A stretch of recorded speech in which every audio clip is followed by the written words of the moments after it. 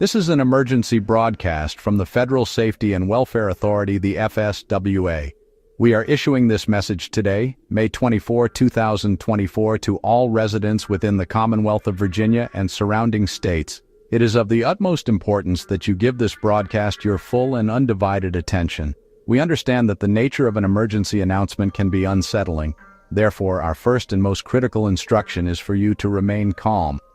Panic serves no purpose in situations that require clarity and careful thought.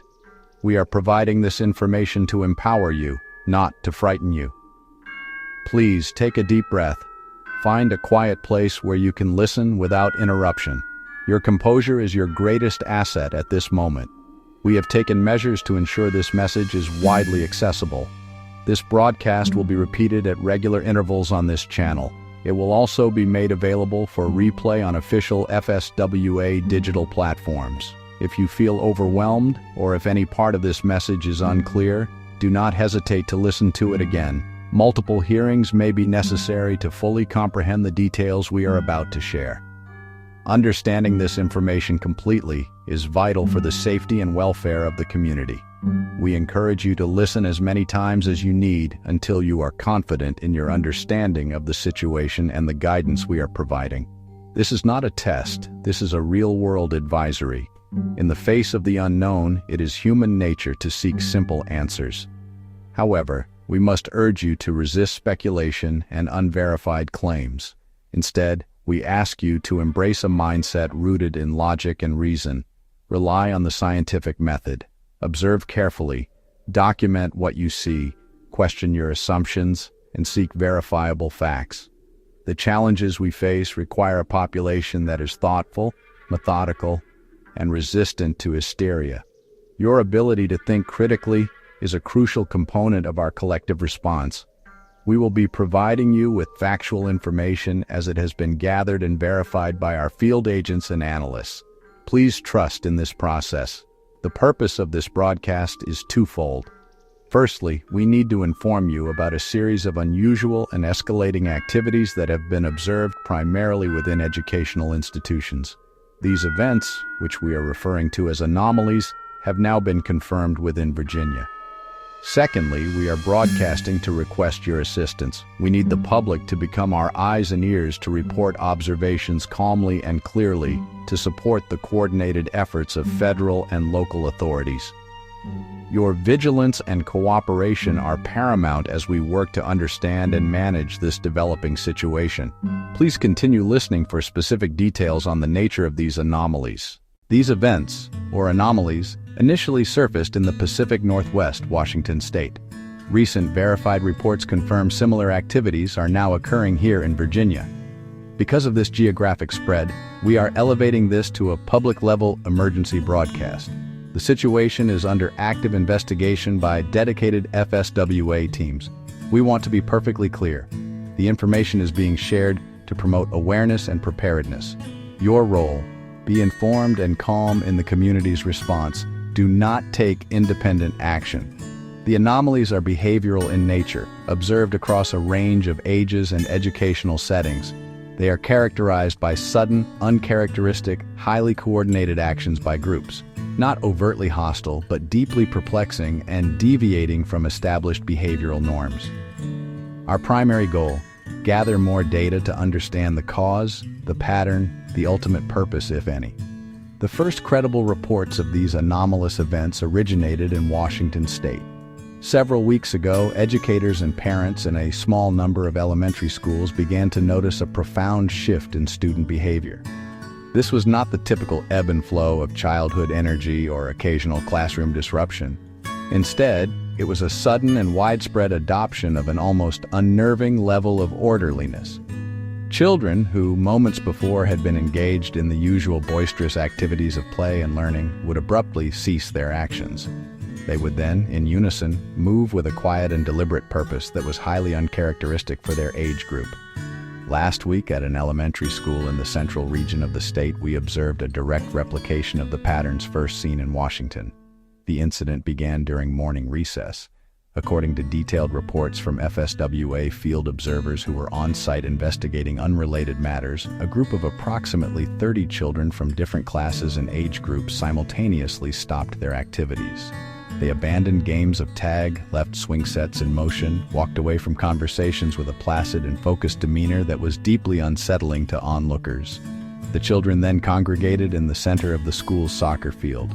Without any pushing, talking, or jostling for position, they arranged themselves into a loose, circular formation. They stood perfectly still, their gazes fixed on a point in the distance, though observers could not identify anything of interest in their line of sight. After approximately 4 minutes, the formation broke apart as abruptly as it had formed.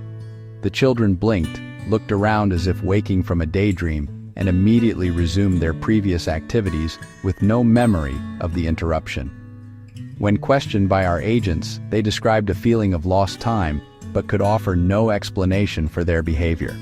This amnesiac quality is consistent with every documented case of this anomaly. The confirmation of this event in Virginia is why we are issuing this broadcast today. It proves that the anomaly is not a geographically isolated phenomenon. It is mobile, it is spreading, it has now reached the East Coast. It is crucial to analyze the specific nature of the obedience being displayed. In all observed incidents, the children are not responding to authority figures like teachers or principals. Attempts by school staff to verbally redirect the children have proven entirely ineffective. This is not defiance. The children appear to be operating within a separate framework of reality. This behavior is directed entirely by a schedule. The timing is precise, often down to the second. The locations are specific. In Washington, students lined up along a particular crack in the pavement. This suggests a level of precision, more akin to a computer program executing a command, or a machine following its ingrained instructions. In the event that you witness an incident, our guidance is clear. Do not attempt to physically intervene. If it is safe to do so, use your mobile phone or any available device to record video of the event. After the event has concluded, it is important to secure the area, cordon off the area if possible. Prevent other students or unauthorized personnel from walking through the specific spot. Finally, report your observations immediately through official channels. By following these steps, observe, document, preserve, and report, you are playing a crucial role in helping us understand and manage this unprecedented situation. We now shift our focus from elementary schools to institutions of higher learning.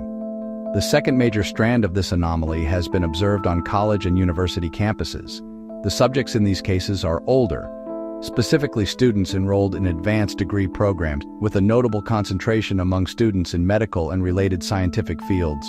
We have received multiple corroborated reports of doctoral candidates abruptly walking out of important lectures, laboratory sessions, and even clinical rotations. Unlike the younger children, these students do not appear to act in large, synchronized groups. A handful of students from different classes might leave their respective activities at the exact same time, ignoring any attempts by peers or faculty to engage them.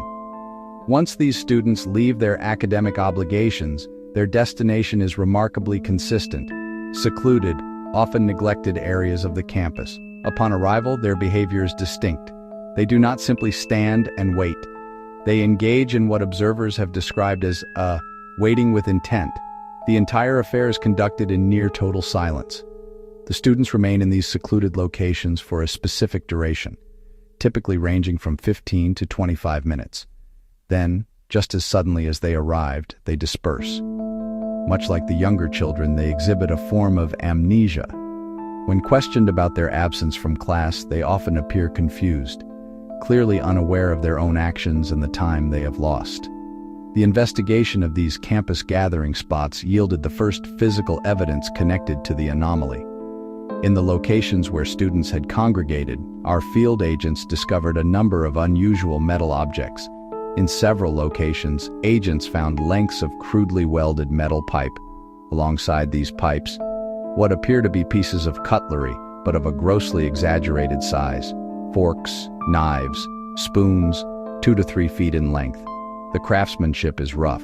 The metal is a common grade of steel, but the scale of the objects is completely outside of any normal context.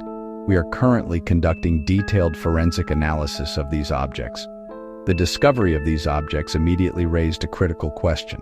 Where are they coming from? The students involved do not carry these large, heavy items with them. This implies that the objects are either being produced nearby or are being delivered. The link between the campus artifacts and their origin came from an informant report, filed with our Virginia field office. The report detailed unusual behavior among apprentices in a vocational program focused on medical equipment maintenance. While they completed assigned duties flawlessly, they would use break times and sometimes slip away briefly to access a workshop with welding and metalworking equipment. This was highly unusual for their specialization. The informant provided photographic evidence. They were not repairing medical devices. Instead, they were engaged in what can only be described as blacksmithing, heating metal, hammering metal, shaping metal into unfamiliar objects. They produced long sections of welded pipe. They produced oversized cutlery. These matched artifacts being found on college campuses hundreds of miles away. This was the breakthrough our analysts needed, the first concrete link between two manifestations of the anomaly. This suggests a complex, multi-layered structure. Different tasks appear assigned by age, skills, and environment. Apprentices, access to tools and materials, tasked with production. University students, access to secluded campus locations, tasked with placement or site preparation. Elementary school children, purpose opaque, may be surveying or calibrating sites. Each group is a cog in a larger, unseen machine, performing its function without awareness of the others. The FSWA now operates under the hypothesis these are a single, coordinated, expanding anomalous event. The pattern is production, transportation, placement. The metal objects forged by apprentices are moved by unknown means. They are then arranged by university students in locations possibly pinpointed by elementary children. We are connecting the proverbial dots and lines. The emerging picture, a widespread, non-human logistical operation using human proxies, unaware of their role. We must now consider the possibility that these activities in Washington and Virginia are not the full extent of the operation, but merely the first ones we have detected. In light of the potential for this anomaly to spread to all 50 states, the Federal Safety and Welfare Authority is proactively evaluating its strategic posture.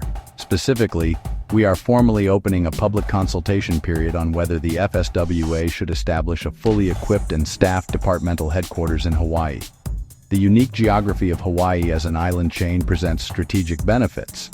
An island environment offers a more controlled setting for study and containment. Its relative isolation could serve as a buffer. Its established infrastructure would allow our teams to operate effectively. We are asking you, the citizens of the United States, to consider this proposal. Make your voice heard through the official channels we will provide following this broadcast. Your participation is a critical part of a democratic and effective response. As we conclude this emergency broadcast, we want to leave you with a clear, final set of instructions. Our first and final directive remains the same. Stay calm. This broadcast will be repeated. Listen to it again. Full comprehension is key. If you have witnessed any activity that matches the descriptions we provided, report it to your local authorities.